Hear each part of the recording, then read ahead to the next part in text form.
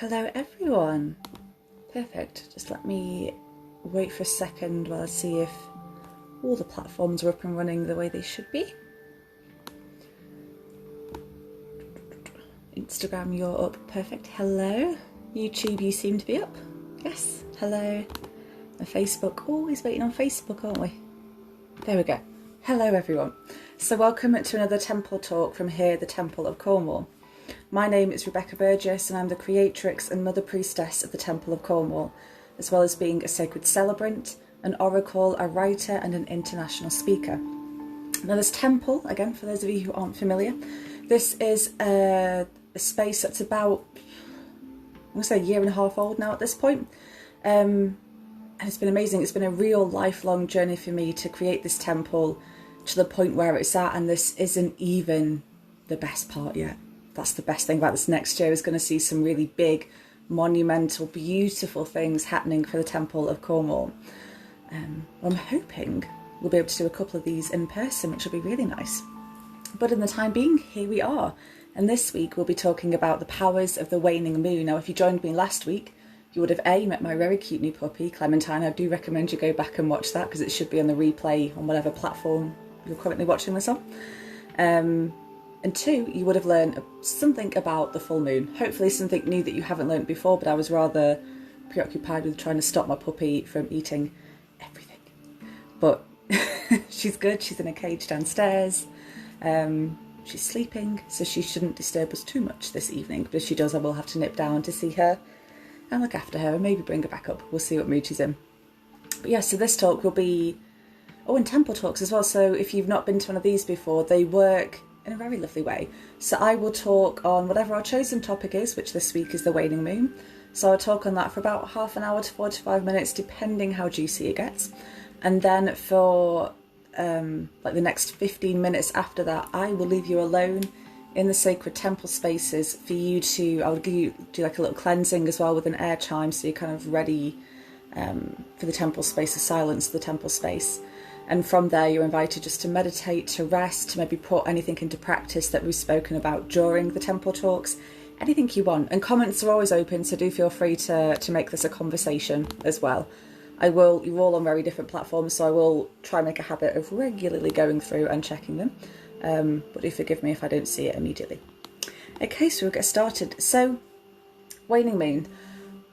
I prefaced this last time and I will preface it now. I'm in no way, shape or form an astrologer. I just have about 30 years of experience working with the moon and yeah, working in harmony with it, at times not in harmony, and learned great lessons from that. And with my own cycles as well as an AFAB woman. Now what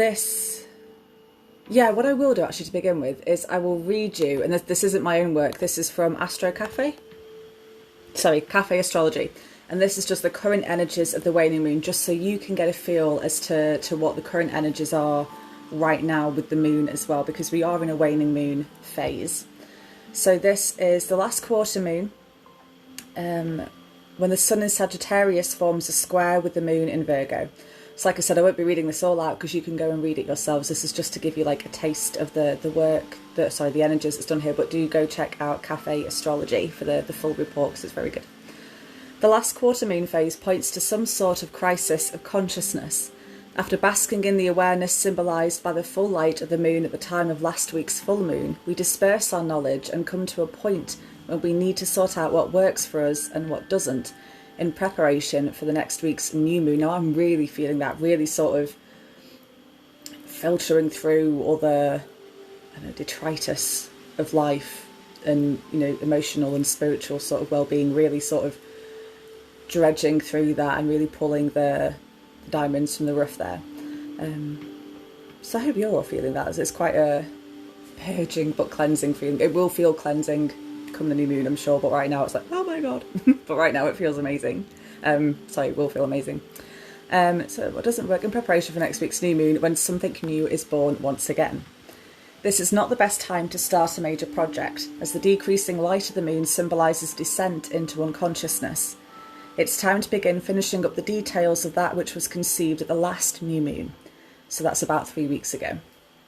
we might consider recent revelations, what they mean to us, and our next steps. Going forward, it's a better time to tie up loose ends, take inventory, and let go if necessary. We're sorting out what does and doesn't work for us. So there you go, there's a little snippet from Cafe Astrology about the current energies that we're working with the new moon. No, waning moon. I'm going to be doing that a lot, just give you a heads up. So the waning moon's generally not just this particular one that we're working with. Any waning moon is all about the light decreasing. So at the full moon you have, lo and behold, a moon that is full. It's a somewhat perfect sphere. It's fully lit. And now as the light starts to decrease, again, can't remember the science because I did it in year 7 and I've not thought about it since, but something happens with the planets. And the light decreases naturally on the moon, creating a crescent shape as well. So the light is decreasing here as we go towards the new moon, which is next week. And this, because of this, it's very natural. You'll find yourself naturally drawn to going inwards of yourself. I would say from the new moon up to the full moon, it's all about your outwards expression, a very, sort of Leo, creative, expressive sort of energies, whereas this full moon to new moon is very, I would say that of the dark goddess. Yeah, very sort of leaning towards Ceridwen, Lilith, Kali, if you work with those goddesses, and the other side being the lighter goddesses. So like, Ker, for example, here at the Temple of Cornwall, we dedicate a lot of our time to Ker, the mother goddess of the grain. She's a light goddess. So anything that draws your attention inwards is brilliant at this time. So any shadow work will be, for me anyway, it always gets to the point of it so much quicker. I'm always drawn to, the kind of the belly of the trauma, the belly of the pain is kind of sought out and gotten to a lot quicker doing shadow work at this time of the month. And again, especially if you're a woman, then you will find that you will be really feeling this. Masculine people, you might not so be feeling it, but those on the spectrum of femininity, you will certainly be feeling that pull to really go inwards. And whether that matches up with your menstrual cycle, if you have one, it doesn't matter. You will just naturally find yourself being a bit more withdrawn, a bit less kind of social, and a bit less wanting to partake in the BS that is other people's problems. You have your patience is where it's starting to wear a lot thinner at this time of the month, I always find. And this is a perfect time to make amends as well. So, if you can see where your patient lies thin, and that's always a good indicator of where boundaries need to be set. So I'm not talking about, impatience of like, I'm going to be late for work and this person in front of me is driving incredibly slow. I'm talking about the impatience of, my partner's tried to do a loving thing but has somehow fallen short. It's not up to the standards that I've set for myself, blah, blah, blah. And you've perhaps snapped at them, you've perhaps gotten a bit short with them. Then those are places where you can really begin to see that need more attention in your life. That would be, so take the partner example, you perhaps need to find a better way to communicate with your partner, you and them both. Perhaps you need to re-establish some boundaries, re-establish some expectations, and have that conversation. And it's that making amends, kind of not just putting a plaster over something and saying, it'll get better soon, and kind of, go and get the magic kiss that mothers always do. This is more truly getting to the belly of the issue. So a bit like with the shadow work before, like the individual shadow work, your other relationships, whether they be romantic, friendships, family, whatever they be, your other relationships can be smoothed over quite nicely at this time if everyone involved is willing to participate in the conversation. Some people might not be. This might be too dark a time of month for them, especially going towards the new moon. It might be a bit too much for them, especially if they're not, as emotionally intelligent as you are, if they're not more, if they're not quite where you are on your healing journey or communication level and emotional level as well. And this is, if we're thinking of spell work as well, so just moving on slightly while it's in my head, banishments and reversals are phenomenal at this time. I would say if you can wait to the new moon to do those, then do, because that's, for me, I've always had the best experience of doing those then. But yeah, really feeling into, you know, if you feel like something needs banishing from your life or reversing, or like, you know, you know, back to sender sort of spell, then doing those, thinking about those, no kind of ruminating on them and letting them kind of percolate under the surface. That's a beautiful thing to witness this, and kind of objectively witnessing yourself do it as well. You know, kind of follow whichever part of you is still unhealed, kind of following that part of you, that train of thought. So for me, as I'm sure many of you, it's a whole inner child gamut. So I would kind of let my inner child kind of go off on a stream of consciousness, and just as, you know, the journey of reparenting, really try to objectively look at those thoughts and not analyse them, not tell myself I'm stupid for thinking it, not telling myself, oh, I should be worrying about this more, which, FYI, never worry about anything more. It's a waste of your energy. I need to stop going off ad-lib. I don't know why these are very unscripted anyway, but going way ad-lib does not help. Yeah, following that stream of consciousness without judgment, without any agenda, without as much, you know, as little ego attached to it as possible as you can. Following that stream of consciousness will really highlight parts of your consciousness, your life, your well-being, your spirituality. It will really bring up, highlight, those things that really need your attention, what needs banishing. So for me, when I really, you know, sink into that feeling of, okay, what do I need to let go of? What am I letting go of at this time? It's, hi everyone that's joining. When I think about what I'm letting go of at this time, for me personally, it's the weight of my own expectations and the expectations of my inner critic and my inner perfectionist, which it's the same voice. So really letting go of the weight of that, you know, projected BS, really. And that's something that my inner child really needs to not hear, to not listen to not be aware of. So that's what I'll be working on banishing this month. And for you, it could be something completely different. It could be a physical thing that you're trying to banish. You know, perhaps you have a friend who's not so much of a friend, and you want to remove them from your life in a way that, with minimal drama, minimal chaos, just remove them. Sorry, I thought I saw something on my finger. That was weird.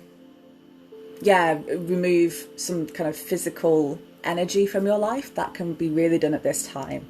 But yeah, the waning moon powers are really good to kind of let the cauldron simmer for a bit. Let the cauldron of transformation simmer for a bit, just while you see what comes up to the surface to be dissolved, to be transmuted, alchemized at perhaps a later date, or right now if you're ready. And yes, while I am talking about, you know, the moon cycles and when it's best, you know, what it's best to do during whichever phase of the moon, that doesn't mean that if you're in a perceived crisis right now, that yes, would ideally be best to work with on the full moon.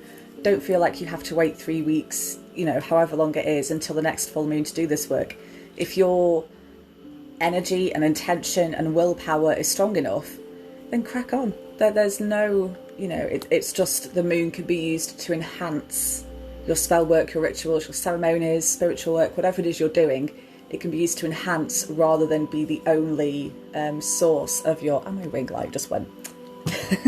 Rather than being the only source of power and energy at that time for you. So yeah, if you need to banish on a full moon, banish on a full moon. No one's going to shout at you. No one's going to give one. As long as it works for you, then it works. That's very important. Where was I before that? Banishment reverse. Yes, and alchemizing bad habits. So while, you know, kind of talking about banishing, this could be about banishing bad habits. So again, this could be anything. It's a really powerful time to do... Has anybody ever done those spells where you like create a poppet or a spell jar and bury it in the earth to banish that habit? That's a really good spell to do at this time, because it really does just really integrate. Sorry, I'm just flicking between channels for a second. Perfect.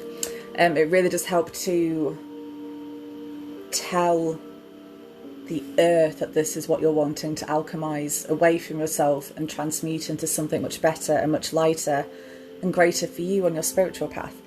This is Because it is, I like to think, for me, the earth is where it always goes. It's either earth or the cosmos. And if it's a physical bad habit you're trying to rid yourself of, like biting your nails, for example, or smoking, or whatever it might be, I really like to send the physical things to the earth and let her transmute that into healing energy for her, and with my help as well, into healing energy for Mama Gaia. So this is, yeah, when I speak of alchemy, I think people can get easily confused with that word and just think, oh, that's a bit big, that's not for me. When I say alchemize, I just mean a bit like how other people use transmute, I suppose. But I mean it in the way of, this is extremely simplifying it for you, but recognising what it is that you want or need to alchemize.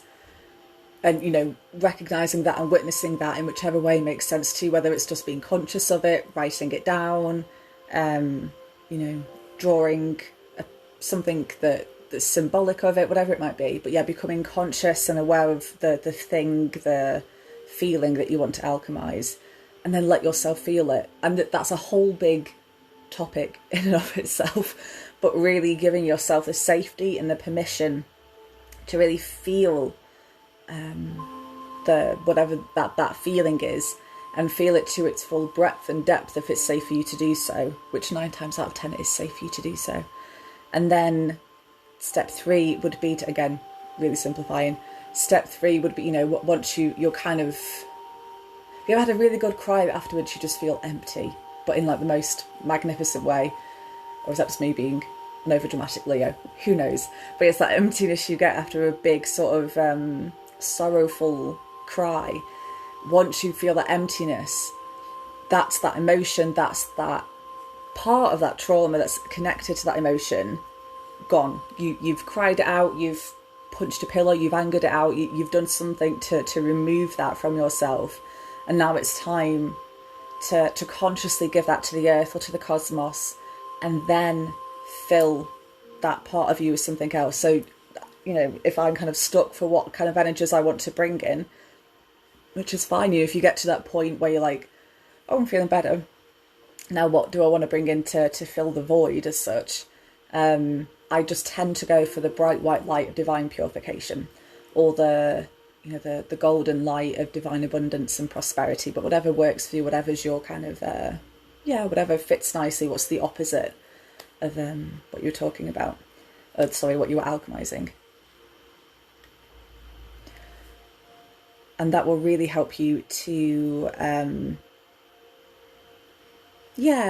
just that's the alchemization process, really, really simplified. But that's a good place to start as well. Where are my notes? Yes, correcting mistakes as well. So if you found that since this time last month, so the last waning moon, that you've made mistakes, whether it's just mistakes in your work or schoolwork, whether it's with a friend, whether maybe you said something that you shouldn't have said, or with your partner, if there's something that's been lost in translation as such, this is a really beautiful and supportive time to really fix that, to really resolve that problem. And this is because, you know, as we're between the light and the dark right now, that this is, I don't know when it goes exactly straight, but whenever we are exactly at waning moon, that is for me the most supportive time of the moon cycle, because it gives us, we are in that naturally more balanced state, because we have 50% light, 50% dark. And especially on the waning side, it's that kind of fixing all the mistakes, fixing anything before we go into the darkness of the new moon, before we drop down and surrender into the stillness of the cosmic womb. So this is, like I said, if you've, you know, made a boo-boo somewhere in your social life or work life, school life, whatever it may be, then this is the perfect time to really communicate efficiently with people, because we've kind of got our heads screwed on a bit more. We're not as, you know, erratic or sleepy as we were at the new moon, nor are we as erratic or sleepy as we can be at the new moon. So we're kind of more with it in a very human sense. We can have those deeper conversations with people at this time and be supported in that as well. You and the other individual both feel supported, whether you're on the same kind of emotional intelligence level or not, that there's something there for you all, which is amazing. And this is anything, yeah, while we were talking about alchemization, I'm going to go back a couple of steps. So while we were talking about alchemization, a really good thing to know is that the full moon will have dropped a spotlight on something in your life that needs to be, should be let go of, shall we say. So this could be, like I said, relationships, this could be a job, this could be behaviour in yourself, or something that you're lacking. So it could be if you're in a very disempowered state, it will show you that you're in a disempowered state. If you're in an abusive relationship, let's say, then it will kind of highlight that for you. And whilst the new moon, the energies might be so crazy that it won't really show you a way out of those situations as such, what it will do is highlight it for you so much it will drop everything else into the darkness, into the black, and really bring to the front the problem, the core of the problem. What is it that needs to be dropped out of your life for you to achieve your best possible life? What is your best possible timeline in this lifetime? Drop this away, then get rid of that, redo this. It's all a chance to do that. So anything that spotlight was shining on at the full moon, as the moon begins to wane and drop into the new moon, now is a perfect time to really, really begin to consciously shed those layers. And you might not be able to do it all in the week span, between the 2 week span, between full and new. It could take several cycles. So say if it is a relationship that's not a bad relationship, but it's just not doing it for you anymore, it doesn't serve you as best as it can and should, then the first cycle you might need to shed the layers of self-doubt. You might need to shed the layers of fear that comes with being alone for some people. That there'll be certain different things that need shedding each time, and then maybe 7 or 8 moon cycles down the line, that's the point. That's where you're ready to consciously let go of the relationship. And I'm hoping that's making sense to you, and that can be indicative to, that can be used, that theory can be used for bad habits that you want to let go of. It can be used for, friendships, jobs, anything. It just takes layers and layers of unveiling and unshielding to then be able to consciously drop out as well. Just realised I've still got tan lines from summer. Oh my gosh. That was a bad burn. Thank God for the long hair. I think that's all I've got to say on the images of the waning moon. I'll just see what else wants to come through.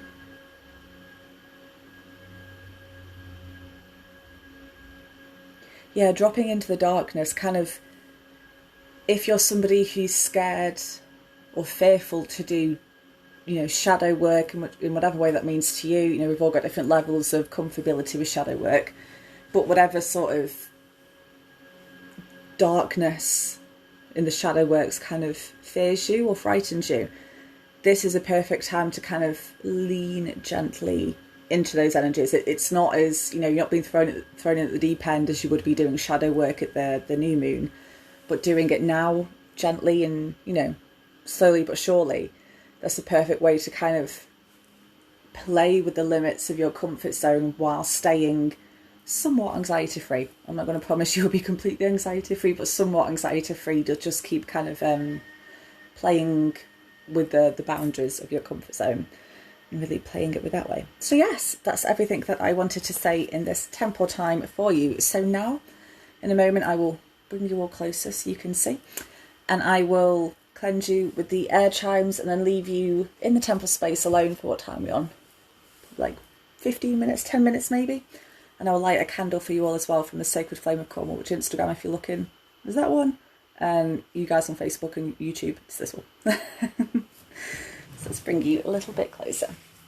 So yes, the Sacred Flames, for those of you that keep asking me. Oh, there we go. The Sacred Flames, you can purchase those yourself if you go on if you either DM me through the temple, then I'll be able to send you where has it gone? It's one of these, the little like compostable, eco-friendly cups. It'll be just lit and then blown out for you from the Sacred Flame in sacred space. And I will post this out to you just to cover the cost of postage is all I ask, but the rest is free. And then you can keep lighting candles from this one So you have an eternal, perpetual sacred flame of Cornwall. And the sacred flame of Cornwall... Oops, sorry, Instagram. You fell over. There you go. And the sacred flame of Cornwall is imbued with the energies of wild magic, of empowerment, of acceptance, of joy and myths, mystery and magic. So it's a beautiful sacred flame to have by you in all your spiritual workings as well. But let's bring you all... That's probably about right. There we go. Nice and close. So, before I leave you alone to meditate in this space, I'll just cleanse you with the energies of air and the magic of sound. So if you want to close your eyes, if it's good and safe for you to do so.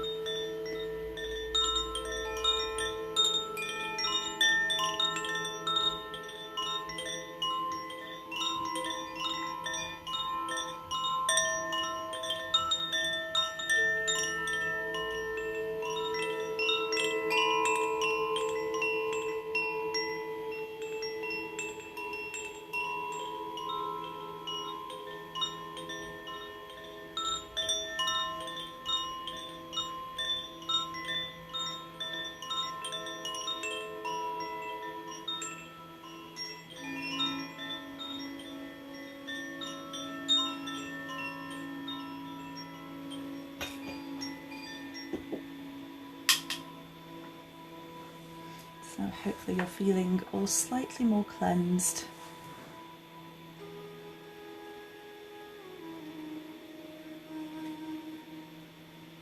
And from the original sacred flame of Cornwall, I light this candle on behalf of the collective.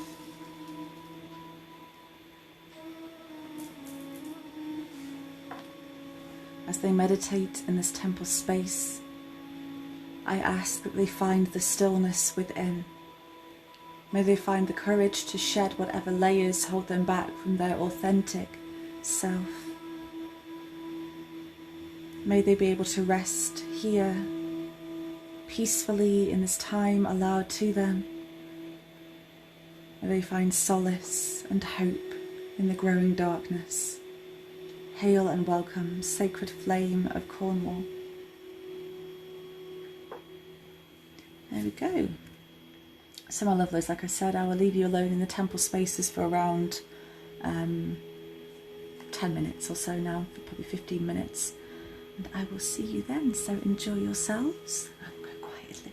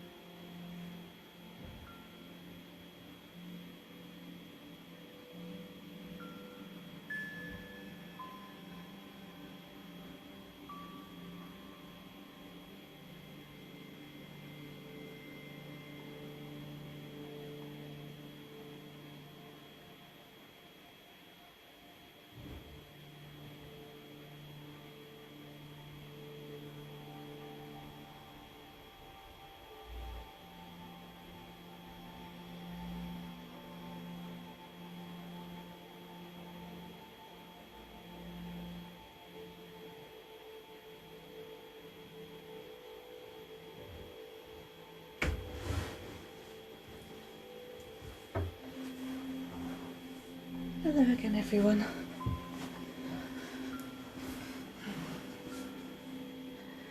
There we go. So I hope that you've enjoyed this week's Temple talk. Next week's will be all about the new moon. How exciting. I love the new moon. So I will be coming to you, talking to you all about that, and it will follow the same sort of procedure, itinerary if you like, as we have here. So when will you next see me? Let's think. Healing requests open up tomorrow for the public, and the healing live stream will be on Sunday at 4 PM, done by myself this week, which is really exciting. So my lovelies, I will see you all so soon. I'll see you Sunday, and thank you so much for joining me in this sacred space, and sending you all the eternal blessings of Cornwall. See you soon. By Facebook, by YouTube, and by Instagram. Mwah.